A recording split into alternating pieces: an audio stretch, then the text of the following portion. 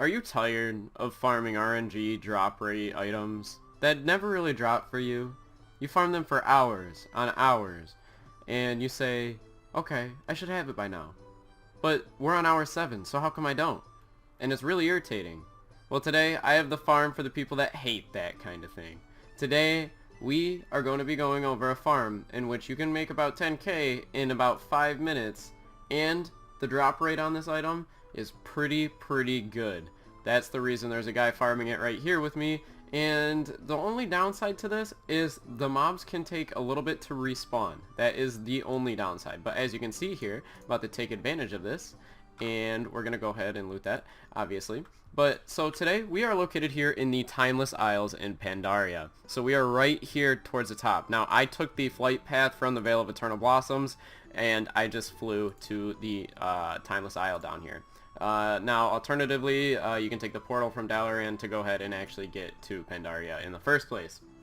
So when you do get here, you're going to want to come to this little area right here, and there may or may not be competition based on how well known this farm is on your server. Chances are, if you're on a low pop server, this farm is not going to be super well known, and you have a good chance of actually just sweeping up the item pretty quickly. Now the item we're going to be farming is going to be called the Jade Mist Dancer pet. Now the Jade Mist Dancer actually sells for about 10k on most servers, and if you go ahead, obviously you're going to want to go ahead and look at you know, the auction house, obviously, but if it is worth, you know, about 10 or 12k, you're going to want to go ahead and farm this out, because when you come here, there's about, I want to say 6 or 7 of these mobs here if you have no competition, and you can generally nuke them all down and then just wait till they reset and keep doing it over and over again. As you can see, there is a little bit of competition as we're going along here, but if you are actually a druid, you're going to have, obviously, you're going to be able to take, you know, any of the mobs over anybody else. As you can see, he's a warlock here and he's not really getting much of a chance, but to be fair, he has been farming here for a while, so I'm kind of kicking him out of this spot. Now obviously if someone has a quest here or something like that, just let him complete it, because that's much easier and you don't want to be a total douche nozzle.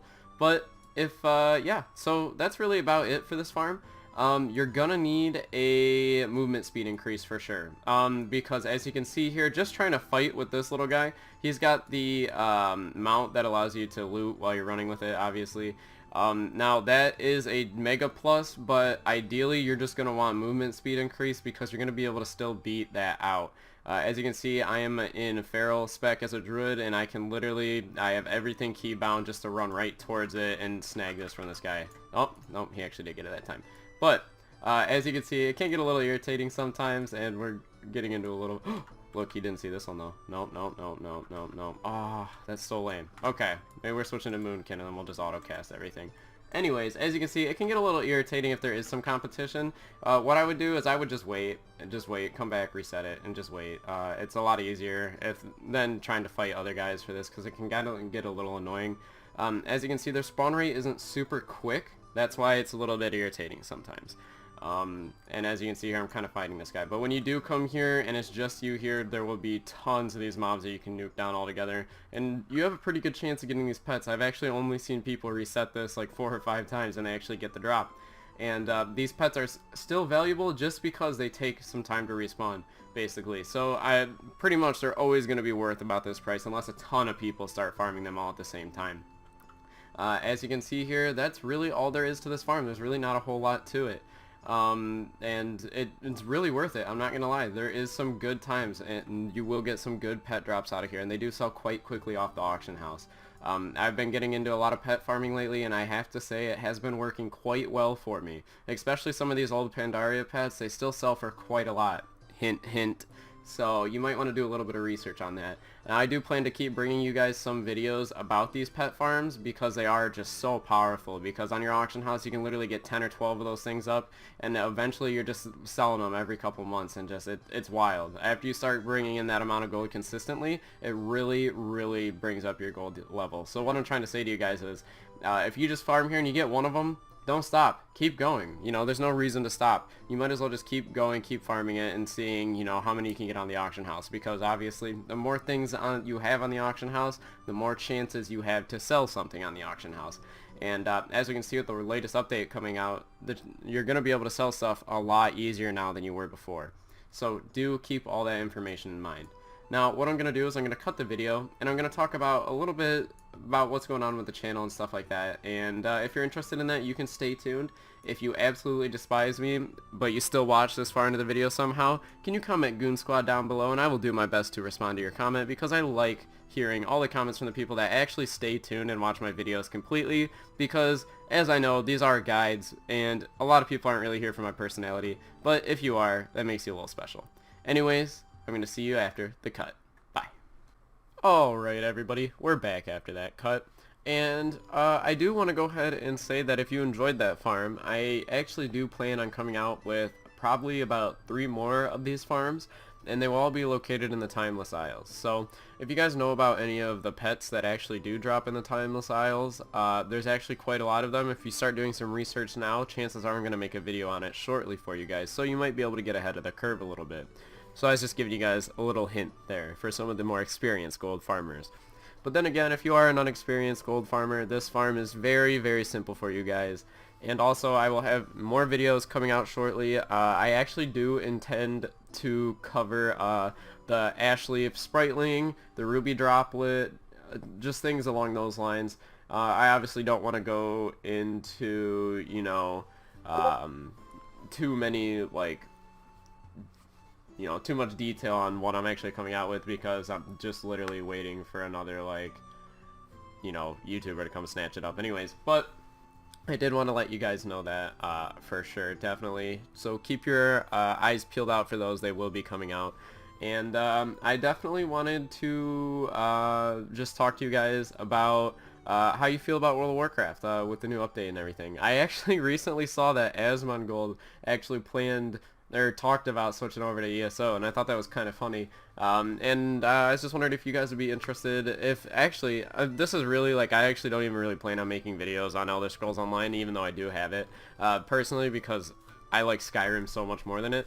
But I just want to know if any of you guys actually do play Elder Scrolls Online. Will you guys let me know down in the comment section below, because I have attempted to play it in the past, and I personally, I wasn't a super big fan of it, but I know a lot of people are actually playing it now, and I know actually some people that have actually switched over from World of Warcraft to ESO.